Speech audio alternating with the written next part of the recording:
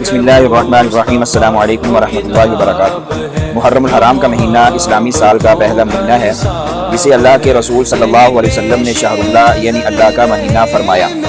لیکن اس پورے مہینے میں ایک ایسا دن ہے جس کی فضیلت سن کر آپ دنگ رہ جائیں گے، ایک ایسا دن جس میں آسمان اور زمین کے بڑے بڑے معجزات رونما ہوئے، اور جس کا صرف ایک روزہ آپ کے پچھلے 365 دنوں کے گناہوں کو مٹا سکتا ہے۔ 10 محرم یوم عاشورہ۔ جی ہاں، میں بات کر رہا ہوں یوم عاشورہ یعنی 10 محرم الحرام کی۔ آج کی اس ویڈیو میں ہم احادیث کی روشنی میں جانیں گے کہ اس دن کی اصل تاریخ کیا ہے، نبی کریم صلی اللہ علیہ وسلم نے اس دن کو اتنی اہمیت کیوں دی، اور وہ کون سے 4 خصوصی اعمال ہیں جو ہمیں اس دن لازمی کرنے چاہیے۔ ویڈیو کو آخر تک لازمی دیکھیے گا، کیونکہ آخری عمل آپ کے پورے سال کے رزق کو بدل سکتا ہے۔ عاشورہ کی تاریخی اہمیت۔